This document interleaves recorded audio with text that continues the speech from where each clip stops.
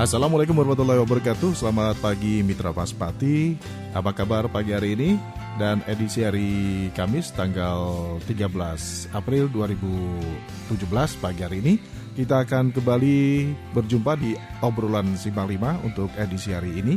Dan di mana pada hari ini atau tanggal 13 April 2016 atau tepatnya pada 13 April 94 tahun yang lalu telah lahir sebuah organisasi keagamaan yang bernama Nahdlatul Ulama.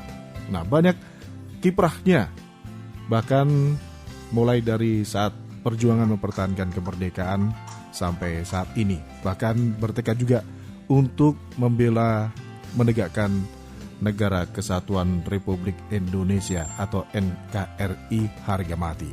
Baik, di pagi hari ini kita sudah bersama Sekretaris PCNU Kabupaten Pati, Bapak Hasim, Bapak Yusuf Hasim ya Pak ya? Ya. Oke, bagaimana kabar Pak hari ini? Alhamdulillah sehat walafiat. Oke. Wah, kabarnya pada hari ini, tepat tanggal 13 April, NU memperingati hari lahir yang ke-94. Nah, ini kiprahnya seperti apa saja ini? Sementara buat Mitra Paspati yang ingin bergabung, saya undang Anda di nomor telepon untuk bisa bergabung 0295 3858877 atau Anda juga bisa kirim dan pertanyaan dan juga masukan-masukan melalui pesan singkat di ataupun WA di 085 277 999 101. Baik Bapak Yusuf, saat ini di Kabupaten Pati peringatan hari lahir Nahdlatul Ulama ini akan seperti apa ini Pak Yusuf? Monggo silakan. Terima kasih Mas Agus. Jadi 94 tahun yang silam memang sudah cukup lama. Menurut kalender Hijriah, kita warga Nahdlatul Ulama mengenang kembali lahirnya NU bertepatan dengan 16 Rajab tahun 1344 Hijriah. Dan ini diperingati oleh seluruh warga Nahdlatul Ulama di seluruh pelosok tanah air. Sebenarnya ada 2 kali peringatan seringkali dilakukan. Kadang ada yang memperingati pada kalender Masehi 31 Januari 1926 itu beberapa waktu yang lalu, dan ada yang memperingati di Hijriahnya.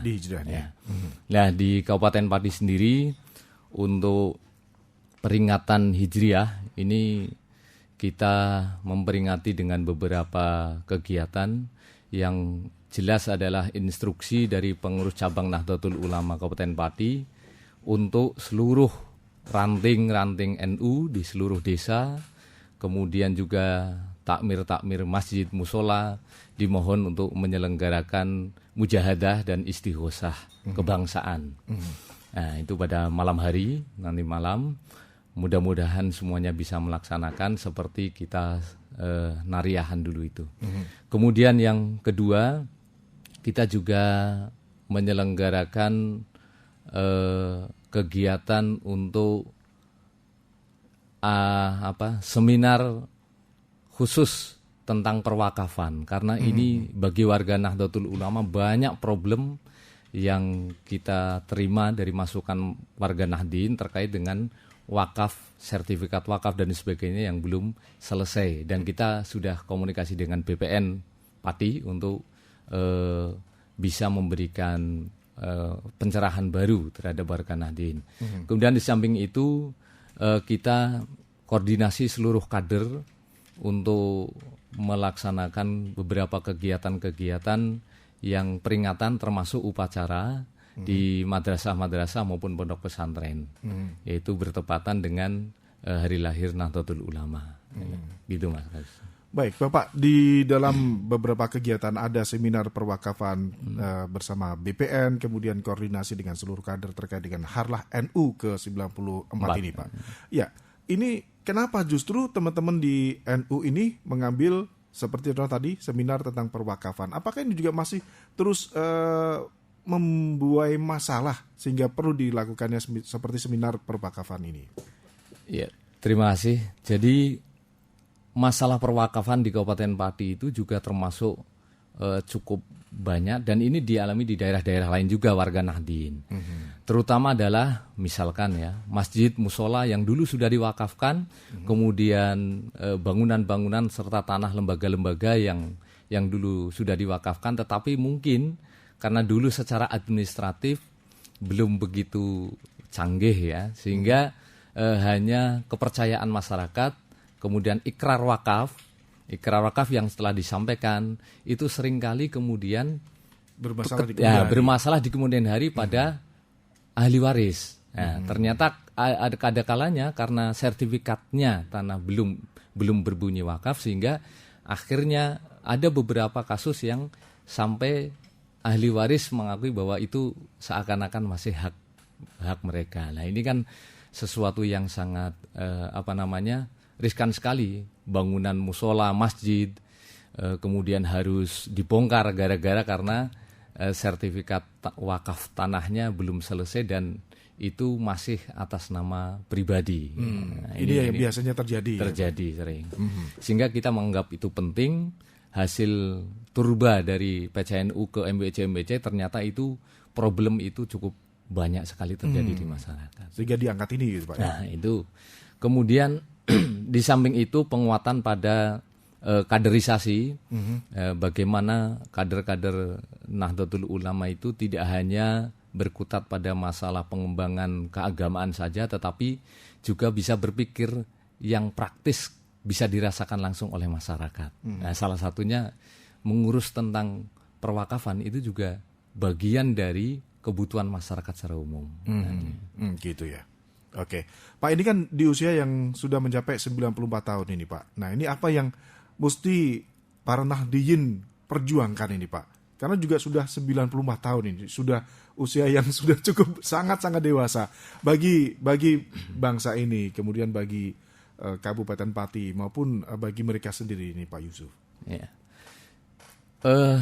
Seperti diakui oleh seluruh kalangan dan tidak bisa dinafikan lagi bahwa peran Nahdlatul Ulama terhadap bangsa ini, negeri Indonesia ini cukup besar. Mulai dari kelahirannya sampai dengan sekarang ini, eksistensi Nahdlatul Ulama itu menjadi poros utama dalam mempertahankan NKRI. Terutama adalah terkait dengan bagaimana kehidupan masyarakat, kebangsaan dan negara Indonesia ini agar tetap damai dengan budaya-budaya yang sangat banyak, luar biasa itu, multikultural, tetapi dengan tidak kemudian mengesampingkan aspek-aspek yang bersifat ideologis. Nah, ini yang seringkali kurang dipahami oleh banyak kelompok masyarakat tertentu. Jadi kurang memahami bahwa bangsa Indonesia ini, negara NKRI ini sebenarnya sudah merupakan bagian yang menyatu dengan agama kita sendiri. Ya. Konsepsi tentang NKRI itu sebenarnya sudah final bagi para ulama-ulama yang merumuskan dulu. Dan ini menurut kami perjuangan ini yang belum banyak diapresiasi dari bangsa Indonesia. Seakan-akan bahwa lahirnya Nahdlatul Ulama itu kemudian membawa sesuatu yang dipandang sebagian justru menghalangi mereka untuk cita-cita keislaman yang dalam perspektif mereka. Padahal satu sisi kita melihat ketika lahirnya Nahdlatul Ulama itu sudah penuh dengan penyelamatan yang dilakukan oleh para kiai dan para ulama itu sendiri terhadap bangsa Indonesia. Eksistensi bangsa Indonesia ketika para ulama ini kemudian mau menerima NKRI ini dengan segala konsep Pancasila, Undang-Undang Dasar 45, Bhinneka Tunggal Ika, itu semua akan menjadi bagian yang menjadikan NKRI ini tetap utuh. Bayangkan Mas Agus, misalkan ada satu kelompok yang menginginkan dengan semangat keagamaan yang menurut kami itu terlalu fanatik gitu ya, sehingga kemudian menyebabkan mereka memandang bahwa seakan-akan Indonesia itu harusnya menjadi sebuah negara agama, contohnya negara Islam. Saya tidak bisa membayangkan bagaimana kalau para ulama-ulama dulu itu membiarkan kemudian Indonesia dijadikan sebagai negara agama. Maka mungkin Indonesia yang multikultural itu akan berubah menjadi negara yang saya nggak tahu, mungkin akan terpisah-pisah itu, terpecah belah. Dan disinilah peran NU yang nyata. Dan ini bisa dirasakan secara umum. Nah, kalau kita berbicara tentang 4 pilar kebangsaan tadi, seperti Undang-Undang Dasar, kemudian Pancasila, ada juga NKRI, juga Bhinneka Tunggal Ika. Nah ini kalau kita menilik pembelajaran, nah di sekolah umum maupun di sekolah yang saat ini ada MTS maupun madrasah, masih banyak yang kurang atau mungkin sudah mulai ada pemangkasan. Nah ini bagaimana peran dari Nahdlatul Ulama ini untuk kembali menanamkan nilai-nilai ataupun menanamkan 4 pilar berkebangsaan ini? Iya, itu harus dilakukan dengan kesadaran yang bersama. Seluruh elemen bangsa menyadari bahwa elemen dasar 4 pilar kebangsaan itu tidak boleh tidak ditawar lagi. Artinya seluruh warga masyarakat harus memahami bahwa prinsip dasar negara itu harus dibangun dari 4 pilar itu. Andaikan salah satu pilar itu kemudian harus dirubah atau kemudian yang terjadi sekarang ini diperdebatkan ya, maka akan terjadi salah satu hal yang mungkin nanti akan bisa meruntuhkan bangunan rumah Indonesia itu sendiri. Ibarat bangunan rumah 4 pilar itu ya 4 tiang utama itu. Kalau salah satunya kemudian diambil, misalkan tidak menerima Pancasila. Nah, Pancasila itu sudah merupakan bagian final.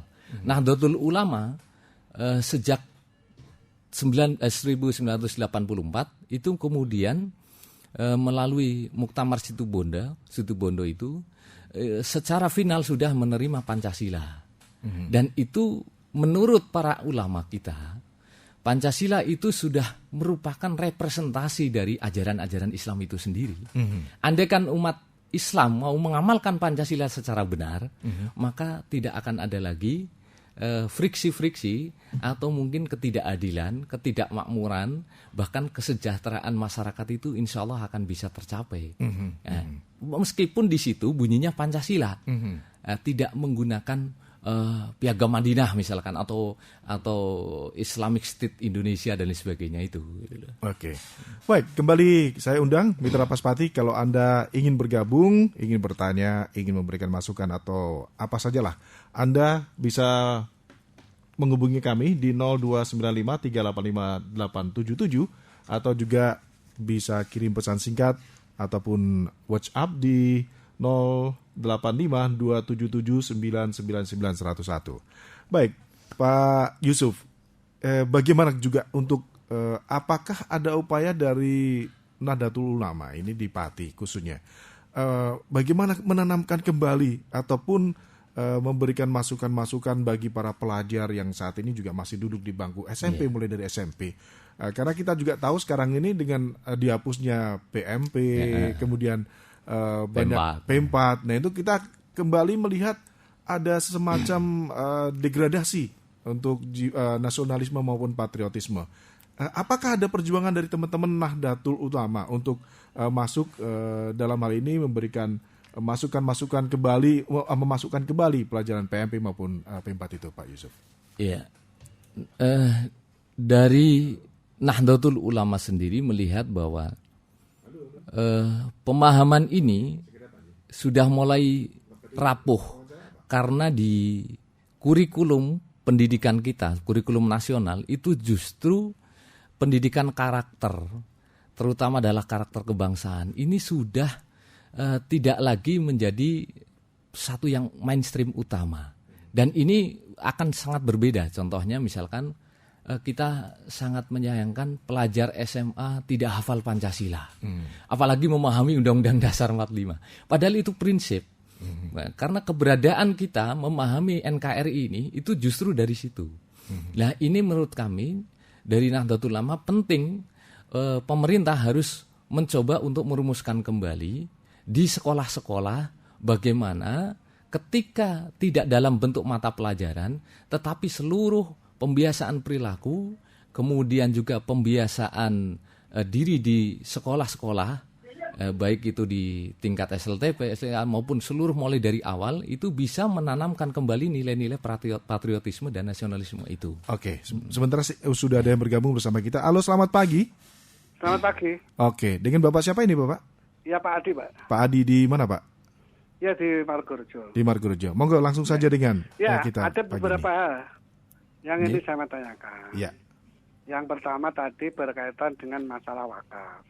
Memang di organisasi NU yang besar ini banyak masalah yang terjadi di masalah wakaf. Contohnya di Kabupaten Pati. Dulu pernah ada seorang tokoh NU yang mewakafkan rumahnya untuk gedung NU. Dan sudah ditulisi gambar jagat Nahdlatul Ulama. Tapi oleh karena pendataan dan administrasinya itu hanya dari kelompok orang per orang ya, artinya pengurus dengan perorangan itu. Sehingga akhirnya digugat atau diminta kembali oleh ahli warisnya. Dan sampai sekarang ternyata gedung itu tidak menjadi milik NU tapi milik yang menggugat itu tadi. Nah, saya kira tidak hanya satu contoh ini, tiap hari juga kalau tidak salah itu dibuat dari jaksa ya. Kalau tidak salah itu juga terjadi kasus yang sama. Dan masih banyak lagi tanah-tanah wakaf milik NU yang masih atas nama perorangan. Nah, dalam hal ini bagaimana NU bisa menyelamatkan tanah-tanah wakaf dan hak-hak wakaf yang sudah dimiliki ini kembali menjadi milik NU sendiri. Itu yang pertama ya. Apakah mungkin itu yang sudah diminta kembali, digugat dan sebagainya itu kemudian diminta kembali? Padahal seksi-seksi yang mewakafkan tanah itu sebetulnya masih ada, tapi nyatanya tidak bisa berbuat apa-apa. Itu yang pertama. Kemudian yang kedua, masalah manajerial. Sepertinya NU ini masih kalah dengan organisasi yang lain tentang manajemen organisasi. Karena kan terus terang saja kadang-kala egoisme dari para pengurus ini mengalahkan dari organisasi itu sendiri. Karena kita tahu bahwa organisasi yang lain yang cukup besar juga itu ternyata dalam hal menata organisasinya lebih modern dibanding dengan NU itu sendiri. Itu yang kedua. Kemudian yang ketiga yang sekarang ini juga rame. Ternyata antara pengurus pusat dengan pengurus daerah itu tidak sinkron. Contoh masalah pilkada di Jakarta. Sepertinya berseberangan dengan apa yang dimaui oleh warga NU sendiri. Warga NU ingin memilih pimpinannya yang beragama Islam, tapi warga yang lain atau pimpinannya justru malah berseberangan. Seperti dilakukan oleh salah seorang warga NU asal Kudus yang justru membela bukan dari warga Muslim sendiri yang menjadi pemimpin. Ini gimana itu? Padahal di dalam surat Al-Maidah itu sudah sangat jelas sekali. Sepertinya kan ini berseberangan ini. Nah, hal-hal ini yang menjadi momen penting bagi NU. Bagaimana NU itu satu suara lah. Karena saya kemarin juga baca di YouTube antara NU Jawa Timur dengan pengurus pusat ini juga diakur juga. Ini bagaimana? Terima kasih Pak. Assalamualaikum. Waalaikumsalam warahmatullahi wabarakatuh. Baik, terima kasih Pak Adi. Kita langsung saja dengar bagaimana tanggapan dari pengurus NU dari Sekretaris PCNU Kabupaten Pati Bapak Yusuf Hasim. Monggo Pak, dipersilakan. Iya, terima kasih Pak Adi. Ini memang problem terbesar yang secara internal dialami NU. Jadi NU itu dalam kurun waktu beberapa dekade pasti akan selalu mengalami dua problem yang akan dibenturkan terus-menerus. Yang pertama adalah problem internal, sebagaimana yang disampaikan tadi betul bahwa karena Nahdlatul Ulama itu pertama jumlah warganya itu terbesar. Jadi posisi ini memang agak menjadi perhatian kita bahwa mengelola dengan jumlah besar itu membutuhkan sesuatu yang luar biasa itu. Kemudian yang kedua, mayoritas warga Nahdlatul Ulama itu adalah berbasis agraris di pedesaan, di pinggiran. Sehingga pola-pola model manajemen organisasi modern itu masih belum banyak menjadi satu bagian yang dianggap penting. Yang penting masih banyak warga NU yang memahami yang penting saya amaliyah ajaran-ajarannya ikut NU. Tapi kalau berorganisasi, berorganisasi NU itu sendiri itu kadang-kala sulit. Contohnya sudah berpuluh-puluh tahun menjadi warga NU secara amaliyah. Tetapi ketika diajak untuk berkartanu secara kelembagaan, secara organisatoris, masih belum bisa dipahami betul. Nah, ini menjadi problem internal memang. Sehingga pengurus cabang Nahdlatul Ulama mulai pada periode ini berusaha untuk melakukan pencerahan-pencerahan terhadap pengurus-pengurus NU dari MWC dan ranting-ranting melalui pendidikan kader. Jadi kita mencoba untuk melakukan pendidikan kader Nahdlatul Ulama agar kader-kader yang muda-muda kemudian pengurus-pengurus yang terlibat di dalam kepengurusan NU itu memahami betul bagaimana sebenarnya Nahdlatul Ulama itu, Ahlus Sunnah wal Jamaah An-Nahdliyah itu seperti apa, kemudian aktualisasinya seperti apa. Nah, ini seringkali masih menjadi problem memang Pak Agus. Nah, inilah yang kemudian kita coba agar egoisme kepengurusan, kemudian ada konflik-konflik internal itu bisa selesai ketika seluruh baik struktural maupun warga Nahdliyin bisa memahami tentang sebenarnya arah tujuan Nahdlatul Ulama dalam berjam'iyah itu seperti apa. Nah, ini butuh waktu. Kemudian yang kedua, terkait dengan penyelamatan aset-aset, PCNU Kabupaten Pati sesuai dengan amanat konferensi cabang di Kayen dulu tahun 2013, itu memang kita dibebani oleh warga Nahdliyin untuk aset-aset Nahdlatul Ulama diselamatkan. Dan kita berkomitmen, baik itu di tingkat suriah maupun tanfidiyah, Rois suriah kita, Romo Kiai Haji Anik Muhammadun, itu secara tegas kemudian mencoba untuk bagaimana aset-aset itu yang sekarang ini belum jelas menjadi jelas kembali milik NU. Atau yang sekarang ini justru sudah dialihkan perwakafannya yang dulunya diperuntukkan NU, maka kita tempuh dengan berbagai cara, termasuk sampai di pengadilan juga. Contohnya kayak dari jaksa, kantor MWC NU, dan alhamdulillah sampai banding ke Mahkamah Agung kita alhamdulillah menang. Nah, ini salah satu langkah bahwa apapun akan kita lakukan karena itu memang hak kita. Jadi hak warga Nahdlatul Ulama yang sudah diwakafkan atau yang sudah menjadi hak milik Nahdlatul Ulama harus diperjuangkan, meskipun harus dengan langkah-langkah hukum. Dan ini sebenarnya kita masih mempertimbangkan aspek kekeluargaan, karena warga Nahdlatul Ulama itu kan tidak suka sebenarnya ribut-ribut soal hukum. Lebih baik diselesaikan dengan damai. Nah, ini yang ketiga terkait dengan ada kesannya ketidaksamaan antara kepengurusan pusat, daerah dan sebagainya. Ini menurut pandangan kami, yang pertama adalah derasnya desakan-desakan dan politik luar NU yang berusaha untuk bagaimana agar NU tidak eksis. Bagaimana agar NU itu kemudian terpinggir. Dan ini sudah bukan sekarang juga. Dimulai sejak NU berdiri. Sejak NU berdiri 1926 itu sudah dilakukan perlawanan bukan hanya di Indonesia, itu internasional. Jadi misi NU itu misi internasional dari kesewenang-wenangan Ibnu Saud, Raja Saudi Arabia, yang kemudian berusaha untuk menyeragamkan umat Islam ini menjadi satu madhab.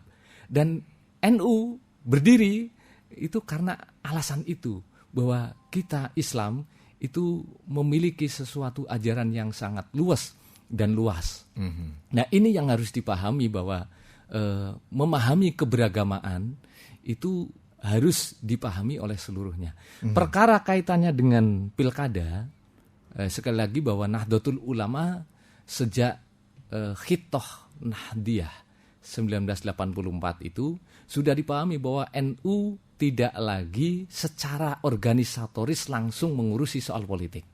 Tetapi NU tetap berpolitik dalam artian politik kebangsaan. Tapi politik praktis kita serahkan kepada partai-partai politik. Nah, terkait dengan itu, maka kebijakan Nahdlatul Ulama di dalam berpolitik ini sangat hati-hati.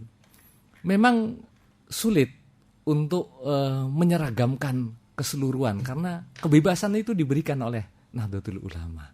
Nah, sehingga menghargai yang mungkin memilih A, B, C dan sebagainya.